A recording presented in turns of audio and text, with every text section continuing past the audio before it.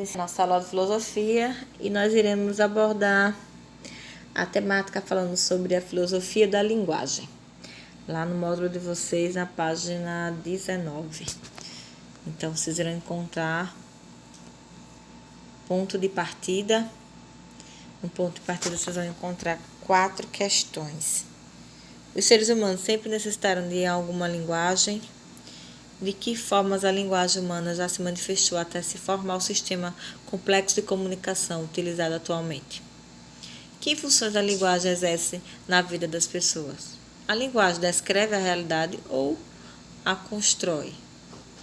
Então, vocês irão responder essas questões. Se vocês sentirem alguma dúvida, vocês podem pesquisar, certo? Não esquecem de justificar a resposta. Então, vamos dar início ao conteúdo. Então, sabemos que a comunicação ela está presente em diversas situações do nosso cotidiano.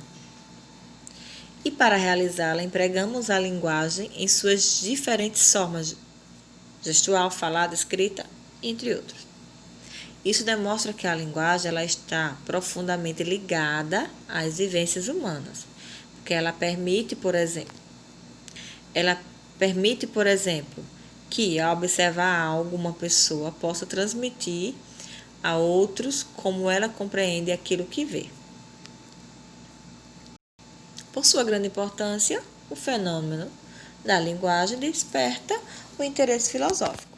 Afinal, sem ela não se poderia pensar, refletir e assim a própria filosofia não seria possível. Mas como pensar rigorosamente sobre a linguagem, exercê-la em toda sua abrangência e particularidade, se por intermédio dela que essa investigação se realiza? Não seria necessário ao pesquisador um mínimo de distanciamento do seu objeto de pesquisa? Então, já temos aqui alguns indicativos de peculiar problemática que se apresenta no século XX, que é a filosofia da linguagem. Essa área de estudo não aborda a linguagem meramente como discurso oral ou escrito, mas como algo que se confunde com a própria natureza humana. Aí, nesse sentido, a gente vai analisar aqui a teoria do alemão Martin Heidegger, né, que disse o seguinte. Então, segundo uma antiga tradição, nós somos aqueles seres capazes de falar, e assim aqueles que já possuem a linguagem.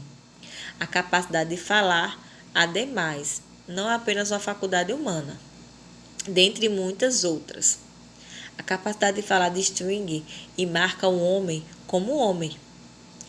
Essa insígnia contém o desígnio de sua essência.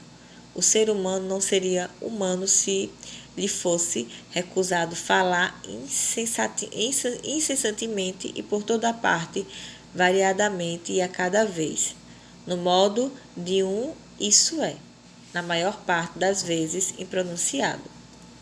À medida que a linguagem concede esse sustento, a essência do homem repousa na linguagem. Somos, antes de tudo, na linguagem e pela linguagem. Então, a frase aí do Martin Heidegger falando exatamente sobre essa questão da linguagem, né, que faz parte do ser humano, uma característica que representa, vamos dizer assim, o homem como homem, né? E ele finaliza, né, dizendo que somos, antes de tudo, linguagem pela linguagem. Quando ele fala linguagem pela linguagem, também não se fala exatamente sobre a questão da fala, mas também, né, de outros tipos de forma de linguagem sem ser apenas a fala.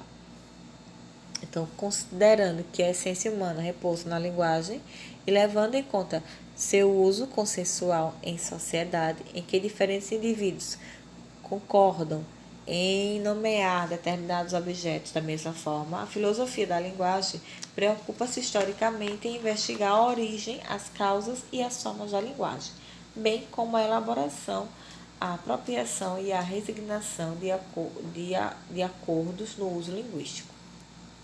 Então, no entanto, vale lembrar que as indagações sobre a origem e a função da linguagem na vida humana não são exclusivas dessa área de estudo. Elas se mostram presentes em culturas de diversos tempos e também lugares. Para ler e refletir. Então, vamos fazer a leitura aqui desse texto. Foi retirado da obra Memória do Fogo, do Eduardo Galeano, onde ele apresenta o mito da etnia indígena Guarani sobre a origem da linguagem falada. Diz assim, o título é O Falar. O pai primeiro dos Guaranis ergueu-se na escuridão, iluminado pelos reflexos de seu próprio coração, e criou as chamas e a tênue neblina. Criou o amor e não tinha quem doá-lo. Criou a fala, mas não havia quem escutasse. Então, encomendou às divindades que contribuíssem o mundo que se encarregassem do fogo, da névoa, da chuva e do vento. E entregou-lhes a música e as palavras do hino sagrado, para que dessem vida às mulheres e aos homens. Assim o amor fez-se a comunhão, a fala ganhou vida e o Pai primeiro redimiu sua solidão. Ele acompanha os homens e as mulheres que caminham e cantam.